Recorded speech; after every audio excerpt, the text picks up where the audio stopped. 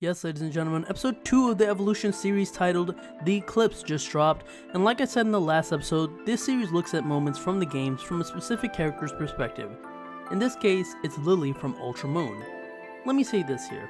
While I actually like this story better than the Galar story, looking at it from Lillie's perspective doesn't really feel like it brings anything new to the table. And that's because in the games, we're tied pretty close to Lillie, so we're able to witness all the things that she goes through without having to really go into her head. That being said though, this is not a bad episode. Not at all. I love how the episode starts with something small yet pretty powerful. A Murkrow flies right by her as she's walking up the stairs to the altar of the moon, and because her resolve is so strong, she doesn't even flinch at that Murkrow. She's beyond being scared of a bunch of Spearows attacking Nebby now. This is the story of Ultra Moon, not regular Sun and Moon. Lusamine in this story doesn't go crazy because of Nihilego. Instead, she's trying to stop Necrozma from stealing the light. And while she's dismissive of her kids just the same, it isn't really a major part of the story. And that's one of the things about Ultra Sun and Moon story, especially Lusamine's behavior, that I wish kinda would have been changed. They keep the first half of the Sun and Moon story, where she goes mad, but in this case, it doesn't really work well. In the original story, like I said, she's obsessed with Ultra Beast, so she neglects her family for that reason. In the Ultra Moon story, she goes mad because she thinks she'll be the one to stop Necrozma.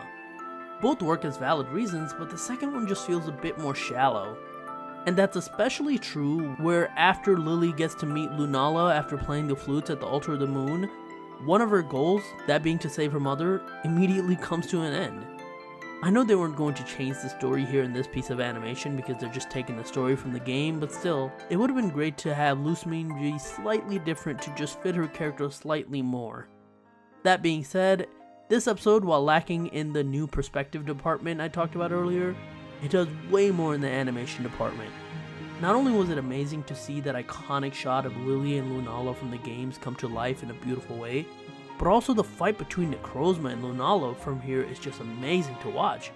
It honestly feels like two Gundams fighting. The clash between them feels epic. And also the music. We get remix tracks from the game and all of them are just fantastic. The Necrozma theme, the Lillie theme, the battle theme, everything just creates so much atmosphere. And that's both a testament to the composers as well as the people who worked on the audio engineering for the short, as well as Junichi Masuda for coming up with it originally. Shoutouts to everyone. And I like how this episode ends. It contrasts Lillie from the beginning of the story where she was scared of everything to being more determined with Celine on her side. This time, she's changed and she's gonna continue to fight. It's awesome to see. And that's it. I got nothing else I can think of talking about right now. If you like this video, like, share, subscribe in the comments. Let me know your thoughts on this episode.